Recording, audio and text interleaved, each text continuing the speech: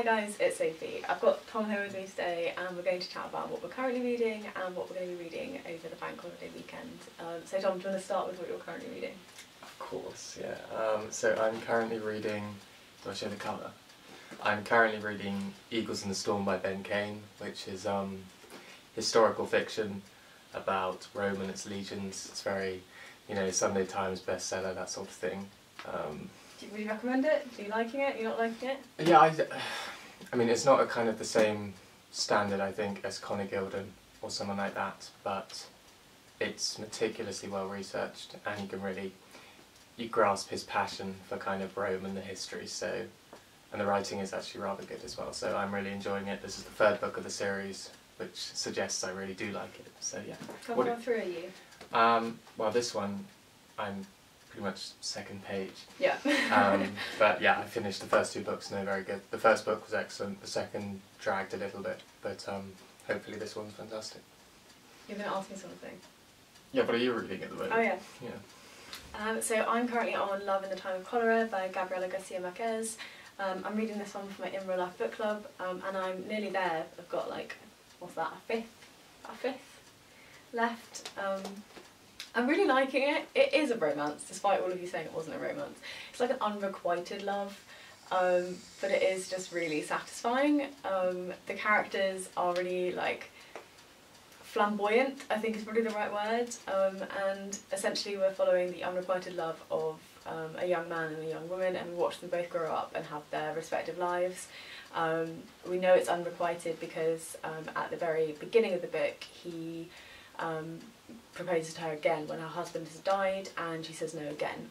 So we kind of know the gist before we get started, but I'm really enjoying it. I was quite reluctant to pick it up because I'm a bit scared of classics, and I see this as a classic, but I'm actually really liking it. It's not a classic, I disagree. I think it's a modern classic. It's a modern classic on the side. No, I know, but Penguin just say that, don't they? No, I think that counts. I feel like Penguin are a good determiner of classics or not classics. Okay. Yeah. That's another video. Anyway, so do you want to go through what you've got? Yeah, sure. Do you want each? Yeah. Yeah. Okay. So I've got a list of TBRs at the moment, and the first one is by Madeline Miller, and it's Circe, which I'm sure you'll be familiar with. Obviously the first one in the series was Song of Achilles, and this one is totally unrelated, but you know, sticks with the whole Greek mythology. So it's about a young demigod, I believe, or god, who is banished to an island because she practices sorcery, and then it's about her interactions with gods such as well, I don't know actually, the messenger god, yes, Hermes, the chap with the wings on his feet, and Odysseus turns up, and it's about her kind of delving into witchcraft, and actually sounds quite exciting. Yeah. How about you? Yeah, so the first one I've got is The Crazed by Hajin. If you can see the cover from here, it's just a little chair.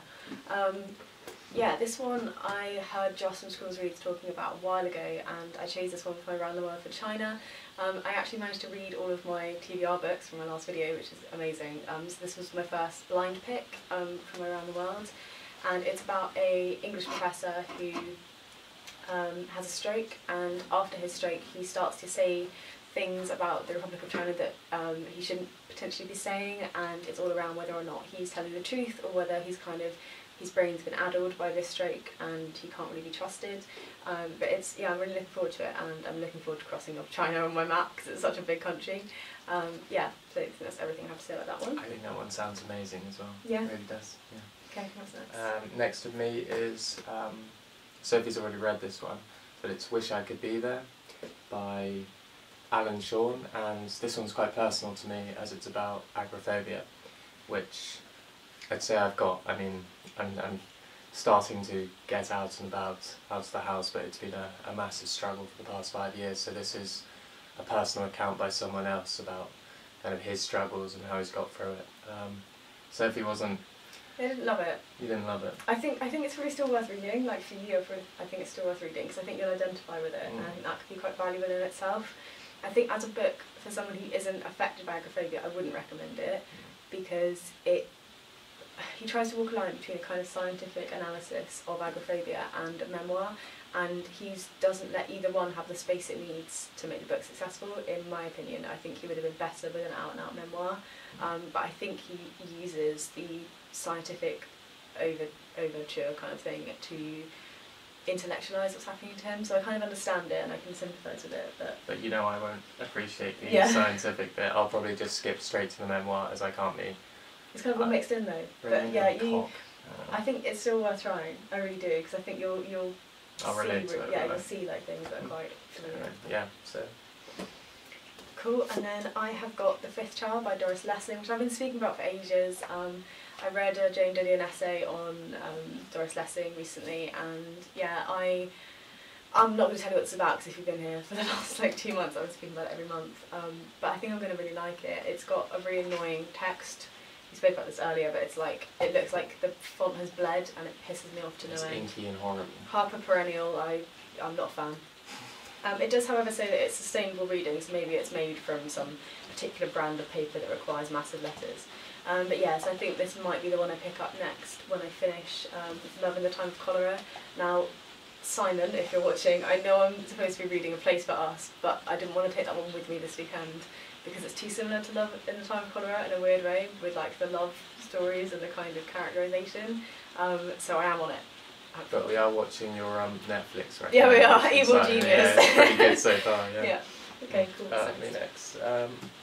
Okay, I've got The Goldfinch by Donna Tartt, which I know absolutely nothing about, apart from a few kind of choice details that Sophie's given me, but I was absolutely in love with The Secret History. I think that was probably my favourite book, probably about 10 years ago.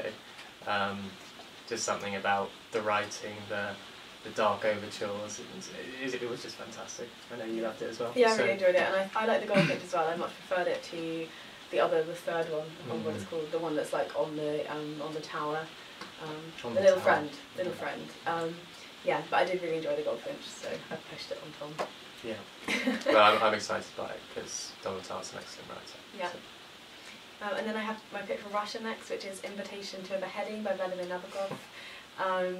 I read Lolita 2 years ago and I really liked it. I thought it was really interesting, you know, in the gross way that it is. This is about a man who is committed to prison because he has a strange and unusual personality, and as far as I'm aware, he's committed no crime. And in prison he knows that he's getting the death sentence, but he never knows when it's coming. And so it's an account of his life in prison, kind of waiting to die, but never really having any control about even how he feels about his own death. I'm really excited to read some on Nabokov.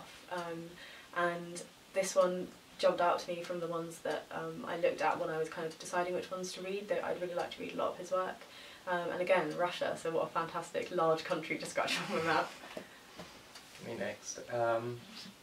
Okay, I have got, this is another recommendation from Sophie, most of my TBR is, and this was apparently something, you know, old favourite. Yeah, an old favourite, something she read as a teen, so it's kind of deep fantasy. It's Kushiel's Dart by Jacqueline Carey, yeah, and it's about kind of high quality courtesans who are complete badasses and how they control the country, basically. Is that a... Kind of, it's like prostitution really. It's like indentured servitude, which can lead to like a higher place in society. And it's all set in Europe, but like an alternate reality Europe where the mythology is kind of like lots of different mythology from lots of different countries is used, and that's one of the things I enjoyed the most, and that's why I think Tom might like it. And they get badass back tattoos to show their status in the courtesan world, which is fascinating. Yeah. Yeah, and I loved that series. I didn't like the second series of it as much, but I really liked the first trilogy. And yeah, it was a proper like old fantasy favourite for me as a teenager, so pushed it on me instead. Yeah. And then the last one I have is The Lover by Marguerite Duras. This is one that I picked up because Deborah Levy wrote about Marguerite Duras. I went and picked up her interviews, read her interviews and thought she's amazing, and then this is the one that is like her most famous work. I actually read the beginning of the story earlier, and I'm going to share it here because I really liked it.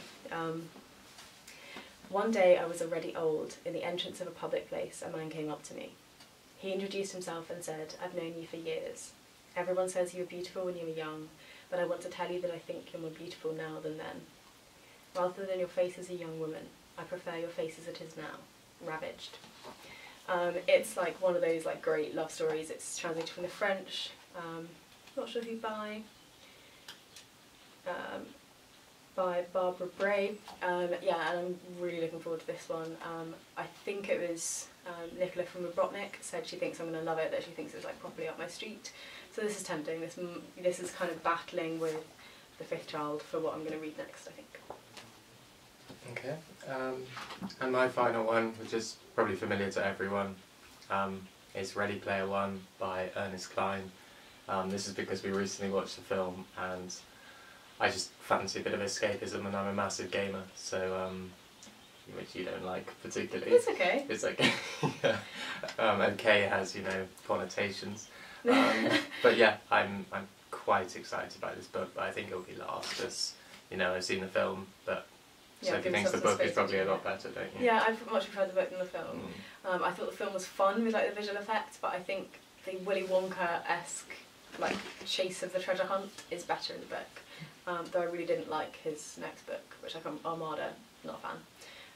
Yeah, I think that's everything I have. Is that everything you have? That's everything I've got, yeah. Cool, well yeah, so those are the books we're going to read, well for me probably over the weekend, and yours are a bit longer, so probably over the next like couple of weeks, months, something like that. Yeah, I'd say weeks, yeah. Yeah. Cool, so let us know in the comments down below what you're reading at the moment. Let me know, or let us both know if there's anything in there that you've really enjoyed or anything that you think is not worth a shot. Yeah, and I will see you soon in my next video. Bye!